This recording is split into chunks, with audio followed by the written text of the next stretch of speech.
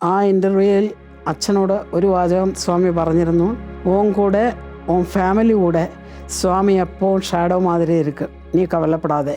ആ വാക്ക് ഈ നിമിഷം വരെ ഭഗവാൻ അതുപോലെ തന്നെ പാലിച്ചുകൊണ്ടിരിക്കുന്നു. ഒരു മണിക്കൂർ 1.25 മണിക്കൂറുള്ള പ്രോഗ്രാം കാണും. ആ പ്രോഗ്രാം കഴിഞ്ഞാൽ ഓണാഘോഷം അതോടെ തീർന്നു. ഇന്നത്തെ പോലെ 2-3 ദിവസത്തെ ആഘോഷങ്ങളൊന്നും അന്നില്ലായിരുന്നു. അങ്ങനെ വളരെ ഇഷ്ടപ്പെട്ട പൂക്കളമാണെങ്കിൽ സ്വാമി കൈകൊണ്ടൊരു ആക്ഷനും കൂടെ കാണിക്കും, ഇങ്ങനെ.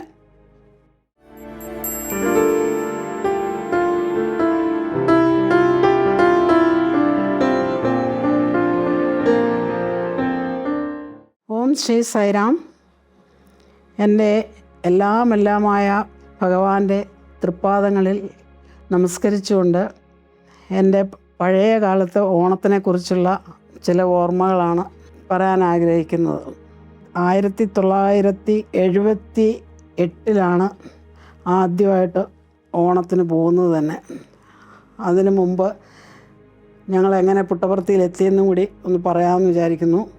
1964 സെപ്റ്റംബറിൽ ഞങ്ങളുടെ അച്ഛൻ ആദ്യമായിട്ട് പുട്ടപർത്തിയിൽ പോയിട്ട് വന്നു. അതിനുശേഷം നവംബറിൽ ഞങ്ങൾ ഫാമിലിയോടെ പുട്ടപർത്തിയിൽ പോയി. ഈ 2 പ്രാവശ്യവും സ്വാമി ഇൻ്റർവ്യൂവിന് വിളിച്ചിട്ടുണ്ടായിരുന്നു. ആ ഇൻ്റർവ്യൂവിൽ അച്ഛനോട് ഒരു വാചകം സ്വാമി പറഞ്ഞിരുന്നു, ഓൻ കൂടെ ഓൻ ഫാമിലി കൂടെ സ്വാമി എപ്പോൾ ഷാഡോ മാതിരി ഇരിക്കും, നീ കവലപ്പെടാതെ. ആ വാക്ക് ഈ നിമിഷം വരെ ഭഗവാൻ അതുപോലെ തന്നെ പാലിച്ചുകൊണ്ടിരിക്കുന്നു. ഞങ്ങളുടെ കൂടെയും നിഴല് പോലെ സ്വാമി ഇന്നും മുമ്പിലും പുറകിലും ഉള്ളതായിട്ട് അനുഭവപ്പെട്ടുകൊണ്ടിരിക്കുന്നു. ആദ്യമായിട്ട് പുട്ടപർത്തിയിലെ ഒരു ഓണത്തിന് ഞാൻ പോകുന്നത് 1978 അന്ന് ഓണാഘോഷം വൈറ്റ് ഫീൽഡിലെ വൃന്ദാവനിലായിരുന്നു. അന്ന് ഒരു കഷ്ടിച്ചൊരു 170 പേരൊക്കെയാണ് ഒരു ഓണത്തിന് അവിടെ ഉണ്ടായിരുന്ന മലയാളികൾ. വലിയ ആഘോഷങ്ങളൊന്നുമില്ലാതെ സാധാരണ പോലെ ദർശനമെല്ലാം കഴിയും. വൈകുന്നേരം മാത്രം ബാലവികാസ് കുട്ടികളുടെ പ്രോഗ്രാം എന്തെങ്കിലും കാണും. അത് ഒരു മണിക്കൂർ 1.25 മണിക്കൂറുള്ള പ്രോഗ്രാം കാണും. ആ പ്രോഗ്രാം കഴിഞ്ഞാൽ ഓണാഘോഷം അതോടെ തീർന്നു. ഇന്നത്തെ പോലെ 2-3 ദിവസത്തെ ആഘോഷങ്ങളൊന്നും അന്നില്ലായിരുന്നു.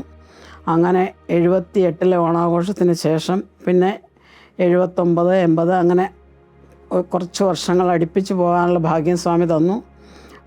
അങ്ങനെ ആ ഓണത്തിനെല്ലാം പോയിക്കൊണ്ടിരുന്നു. ഓരോ ഓണത്തിനും മാറ്റങ്ങൾ മാത്രം വന്നുകൊണ്ടിരുന്നു പഴയതിൽ നിന്നും. ആഘോഷങ്ങളിൽ മാറ്റം. ആദ്യമൊക്കെ ഓണത്തിന് പുട്ടപർത്തിയിലായിരുന്നപ്പോഴും അപ്പോൾ 500, പിന്നീട് 1000 ആയി. അങ്ങനെ ആൾക്കാർ കൂടിക്കൊണ്ടിരുന്നു, മലയാളികൾ കൂടി വന്നുകൊണ്ടിരുന്നു. അങ്ങനെ ആളുകൾ കൂടി വന്നുകൊണ്ടിരുന്നപ്പോഴും ഡെക്കറേഷനും അതുപോലെ മാറാൻ തുടങ്ങി. ആദ്യകാലത്ത് ബൾബുകൾ കൊണ്ടുള്ള ഡെക്കറേഷനും കുരുത്തോല അത് മാത്രമായിരുന്നു പ്രശാന്തി നിലയത്തിലെ ഡെക്കറേഷന്. അന്ന് ഇന്നത്തെ പ്രശാന്തി നിലയമല്ല, ഒരു ചെറിയ 2 നില ടെറസ് ബിൽഡിങ് മാത്രമായിരുന്നു. അപ്പോൾ അവിടെയൊക്കെ ലൈറ്റ് കൊണ്ട് അലങ്കരിക്കും, കുരുത്തോല കെട്ടും. പിന്നെ തറയോ അങ്ങനെ ഒന്നുമില്ല. അതായത് അവിടെ എല്ലാം മണ്ണ് വിരിച്ചിരിക്കുന്ന മണ്ണായിരുന്നു, നല്ല പൊടി മണ്ണ് വിരിച്ച സ്ഥലമായിരുന്നു. അപ്പം ഓണത്തിന് സാധാരണഗതിയിൽ അവിടെ അത്തപ്പൂവിടിയിലുണ്ട് ഓണത്തിന്. ആദ്യമൊന്നും ഇല്ലായിരുന്നു, ആളുകൾ കൂടാൻ തുടങ്ങിയപ്പോഴാണ് അത്തപ്പൂവിടിയിലൊക്കെ തുടങ്ങിയത്. അപ്പോൾ ഓണത്തിന് അത്തപ്പൂവിടാൻ 82, 83 ആ ഒരു സമയത്തൊക്കെ അന്നത്തെ സ്റ്റേറ്റ് പ്രസിഡൻറ്റ് എന്നോട് അത്തപ്പൂവിടാനായിട്ട് ആവശ്യപ്പെട്ടു. അങ്ങനെ ഞാൻ ആ ഒരു ജോലിയും കൂടെ ഏറ്റെടുത്തു. അതിൽ വെളുപ്പിനെ 3:30 മണിയാകുമ്പോഴത്തേക്ക് മന്ദിരത്തിലെത്തണം. മന്ദിരത്തിലെത്തിയാൽ അന്നത്തെ സ്റ്റേറ്റ് പ്രസിഡൻ്റായിരുന്ന ശ്രീ നടരാജൻ സ്വാമിയുടെ വൈഫും എൻ്റെ കൂടെ ഉണ്ടാവും. പിന്നെ എൻ്റെ ഒരു ഫ്രണ്ടും കാണും. പൂവൊക്കെ എടുത്തുകൊണ്ട് വരാനും അതെല്ലാം എടുത്ത് ഓരോ കളർ പൂ തിരിഞ്ഞു തരാനുള്ള ഒരു ഫ്രണ്ട് കൂടെ ഉണ്ടാവും. ഞങ്ങൾ 3 പേരും കൂടിയാണ് 3:30 മണിയാകുമ്പോൾ അവിടെ ആ ഫ്രണ്ടിൽ മണ്ണിൽ പൂക്കളം വരയ്ക്കുന്നത്. അപ്പോൾ ഈ സ്റ്റേറ്റ് പ്രസിഡൻ്റ് വൈഫ് കോലപ്പൊടി കൊണ്ട് ഡിസൈൻ വരച്ചിടും. ആ ഡിസൈനിൽ കളർ പൂക്കൾ കൊണ്ട് അലങ്കരിക്കുന്ന ജോലിയായിരുന്നു എനിക്കുണ്ടായിരുന്നത്. അങ്ങനെ ഏകദേശം ഒരു 7-8 ഓണത്തിന് അങ്ങനെ ചെയ്യാനുള്ള ഭാഗ്യം ഭഗവാൻ തന്നു. ഒരു പ്രാവശ്യം യാദൃച്ഛികമായിട്ടിങ്ങനെ അപ്പുറത്തെ വശത്ത് നിന്ന് എഴുന്നേറ്റ് ഇപ്പുറത്തെ വശത്തേക്ക് വന്നിരുന്ന് പൂവിടാൻ തുടങ്ങുമ്പം യാദൃച്ഛികമായിട്ടൊന്ന് ബാൽക്കണിയിലേക്കൊന്ന് നോക്കുമ്പോൾ സ്വാമി ആ ബാൽക്കണിയിൽ നിന്ന് ഞങ്ങൾ പൂവിടുന്നത് നോക്കിക്കൊണ്ട് ചിരിച്ചുകൊണ്ട് നിൽക്കുന്നു സ്വാമി. അത് കണ്ടപ്പം ഞങ്ങൾക്ക് പിന്നെ പൂവിടാനും തോന്നില്ല. സ്വാമിയെ നോക്കി ഞങ്ങൾ 3 പേരും നിപ്പായി. അപ്പോൾ സ്വാമി കൈകൊണ്ട് ആക്ഷൻ കാണിച്ചു പൂവിട്ടോളാൻ ഞങ്ങളോട് പറയുന്നുണ്ടായിരുന്നു. പക്ഷേ ഞങ്ങൾക്ക് സ്വാമിയെ അവിടെ നിൽക്കുമ്പം തിരിഞ്ഞിരുന്ന് പൂവിടാനുള്ള ഒരു മനസ്സ് ഞങ്ങൾക്കുണ്ടായില്ല. അപ്പോൾ സ്വാമി കൈകൊണ്ട് വീണ്ടും കാണിച്ചു, തിരിഞ്ഞ് പൂവിടാൻ കാണിച്ചു കഴിഞ്ഞ് സ്വാമി അവിടെ നിന്ന് അങ്ങ് മാറി നിന്നപ്പോൾ ഞങ്ങൾ തിരിഞ്ഞ് പൂവിടാൻ തുടങ്ങി. അത് കഴിഞ്ഞ് കുറച്ച് കഴിഞ്ഞ് തിരിഞ്ഞ് നോക്കിയപ്പോൾ സ്വാമി പിന്നെ അവിടെ വന്ന് നോക്കുന്നു. വീണ്ടും ഞങ്ങൾ നോക്കുന്നുണ്ടപ്പോൾ സ്വാമി തിരിച്ചങ്ങ് റൂമിലേക്ക് പോവുകയും ചെയ്തു. അങ്ങനെ 2 ഓണത്തിന് അങ്ങനെ ഒരു ദർശനം കൂടെ സ്വാമി തന്നു എക്സ്ട്രാ ആയിട്ട്. അത് കഴിഞ്ഞ് പിന്നീട് രാവിലെ പഞ്ചവാദ്യം, കൊട്ട്, മേളം എല്ലാം ആയിട്ട് വേദമന്ത്രോച്ചാരണം, പൂർണ്ണകുംഭം ഇതെല്ലാമായിട്ടാണ് സ്വാമി ആ വരാന്തയുടെ അവിടുന്ന് കൊണ്ടുവന്നിരുത്തുന്നത്. അന്നത്തെ ഇന്ന് കാണുന്ന പോലെ അല്ലായിരുന്നല്ലോ, വെറും മണ്ണ് വിരിച്ച മുറ്റം മാത്രമായിരുന്നു ഉണ്ടായിരുന്നത്. അവിടെ നടുവിൽ, കറക്റ്റ് നടുവിൽ, അതായത് ഇപ്പോൾ ഈ പ്രോഗ്രാമൊക്കെ നടത്തുന്ന ആ പോർഷൻ, കുൽവന്ത് ഹാളിൽ പ്രോഗ്രാം നടത്തുന്ന ആ പോർഷൻ, ആ ഗേറ്റിൻ്റെ നേരെ അവിടെയായിട്ട് ഒരു അലൂമിനിയം കമ്പികൾ കൊണ്ടുണ്ടാക്കിയ ഒരു റൗണ്ട് ഉണ്ടായിരുന്നു. ആ റൗണ്ടിലും കുറച്ച് കളർ ഉള്ള പൂക്കളുകൾ നട്ട് വളർത്തിയിട്ടുണ്ടായിരുന്നു.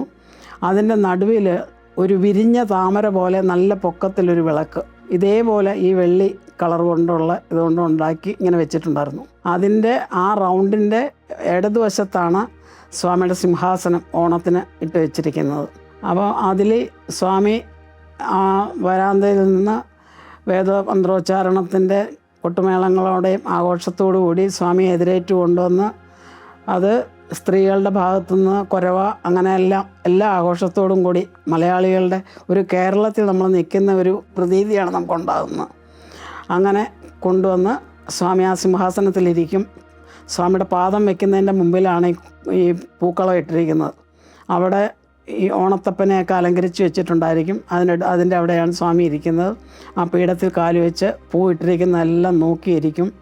അങ്ങനെ വളരെ ഇഷ്ടപ്പെട്ട പൂക്കളമാണെങ്കിൽ സ്വാമി കൈകൊണ്ട് ആക്ഷനും കൂടെ കാണിക്കും. ഇങ്ങനെ ആക്ഷനും കൂടെ കാണിക്കുമായിരുന്നു. അപ്പോൾ അത് കഴിഞ്ഞ് സ്വാമി തന്നെ ആക്ഷൻ കാണിക്കും. കുട്ടികളെല്ലാം റെഡിയായി VIP ഗേറ്റിൻ്റെ അവിടെ നിൽക്കുകയാണ് വരിയായിട്ട്. ഓരോരുത്തർക്കും നമ്പർ കൊടുത്തിട്ടുണ്ട്. ആ നമ്പർ അനുസരിച്ച് അന്ന് ഒരു ആദ്യത്തെ കുറച്ച് നാളെല്ലാം ഓണത്തിന് ഏറ്റവും ആദ്യത്തെ പരിപാടിയായിട്ട് വെച്ചിരുന്നത് കൊച്ചു കുട്ടികളുടെ 12 വയസ്സിൽ താഴെയുള്ള കുട്ടികളുടെ തിരുവാതിര കളി. അതായിരുന്നു ആദ്യത്തെ പ്രോഗ്രാം ഓണത്തിന്. അത് കഴിഞ്ഞ് പിന്നെ ഓട്ടം തുള്ളലായി, ഡാൻസായി, അങ്ങനെ കുറേ പരിപാടികളുണ്ടാവും കൊച്ചുകുട്ടികൾ. എല്ലാം കൊച്ചുകുട്ടികളാണ്, വലിയവരുടെ ഒരു പ്രോഗ്രാമും ഇല്ല. അത് കഴിഞ്ഞ് ഏതാണ്ട് ഒരു 1-1.25 മണിക്കൂർ കഴിയുമ്പോഴത്തേക്ക് 2 ഭജന പാടുക, ആരതി എടുക്കുക. അത് കഴിഞ്ഞ് പ്രസാദ വിതരണം, എന്തെങ്കിലും പ്രസാദം സ്വീറ്റ്സ് ഉണ്ടാവും, അതിൻ്റെ പ്രസാദ വിതരണം ആയിരിക്കും. സ്വാമി അകത്ത് പോകും. ഓണത്തിൻ്റെ ദിവസങ്ങളിൽ വൈകുന്നേരം പൂർണ്ണചന്ദ്ര ഹാളിലാണ് പ്രോഗ്രാം നടക്കുന്നത്. അപ്പോൾ അവിടെ ഇതുപോലെ കൊച്ചുകുട്ടികളുടെ ഡാൻസ്, അവരുടെ പ്രസംഗം, അങ്ങനെ പല പരിപാടികളും ഓരോ പ്രാവശ്യം ഓരോന്നായിരിക്കും.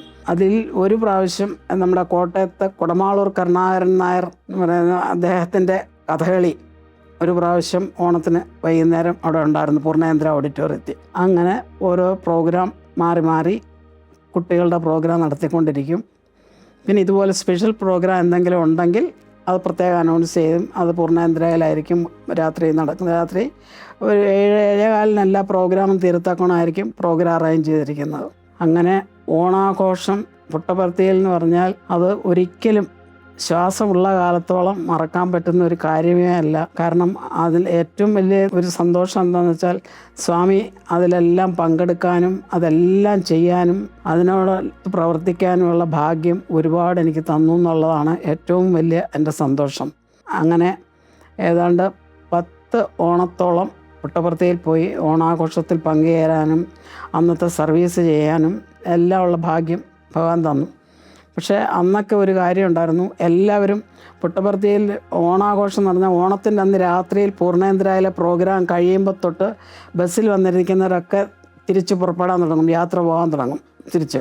പക്ഷേ ഞങ്ങളൊക്കെ അതിൽ നിന്ന് വ്യത്യസ്തമായിട്ട് ഞങ്ങളുടെ കോർഡിനേറ്റർ ഞങ്ങളോട് പറഞ്ഞതനുസരിച്ച് ഞങ്ങളൊക്കെ ഒരു 3-4 ദിവസം കൂടെ അവിടെ നിൽക്കത്തക്ക രീതിയിൽ ടിക്കറ്റ് എടുക്കുകയുള്ളൂ, റിട്ടേൺ ടിക്കറ്റ് എടുക്കുകയുള്ളൂ. എന്നിട്ട് ഞങ്ങളവിടെ 3-4 ദിവസം കാണും. അപ്പോൾ ഓണം കഴിഞ്ഞ് ഒരു 3-ാം ദിവസമോ അല്ലെങ്കിൽ 4-ാം ദിവസമോ സ്വാമി സ്റ്റേറ്റ് പ്രസിഡൻറ്റിനോട് ചോദിക്കും, കേരളാവിലിരുന്ന് എவ்வளோ பேர் இருக்கு? സ്വാമി ரொம்ப ആളും പോയാച്ച് സ്വാമി എന്നെ പണ്ടത് എന്ന് ചോദിക്കുന്ന ഉടനെ സ്വാമി പറയും, ശരി, ഇരിக்கிறവരെല്ലാം ഉക്കാര ചൊല്ലി പാദനമസ്കാരം കൊടുക്കുകയും സ്വാമി. ഇത്രയും പറഞ്ഞു കഴിയുമ്പോൾ തന്നെ സ്റ്റേറ്റ് പ്രസിഡൻറ്റ് ഞങ്ങളെ അറിയിക്കും. ഞങ്ങളെല്ലാവരും ജെൻസും ലേഡീസും രണ്ട് സൈഡിൽ വന്നവിടെ ഇരിക്കും. വളരെ കുറച്ച് ആളുകളെ കാണുള്ളൂ. സ്വാമി ഭയങ്കര ഹാപ്പി ആയിട്ട് വന്ന് എല്ലാവർക്കും പാദനമസ്കാരം തരും. ഓണത്തിനെക്കുറിച്ച് നമ്മളോട് ഓരോ സംശയങ്ങൾ ചോദിക്കും. അതിനെല്ലാം ഉത്തരങ്ങൾ നമ്മൾ പറയണം. അങ്ങനെ സന്തോഷമായിട്ട് പാദനമസ്കാരവും തന്നാണ് സ്വാമി ഞങ്ങളെ യാത്ര അയക്കുന്നത്. അത്രയും ഭാഗ്യം അനുഭവിക്കാൻ ഒരവസരം തന്ന ഭഗവാനെ മനസ്സാ സ്മരിച്ചുകൊണ്ട് ആ ഭഗവാന്റെ തൃപ്പാദത്തിൽ എൻ്റെ ശിരസ്സ് നമിച്ചുകൊണ്ട് ജയ് സായിരാം.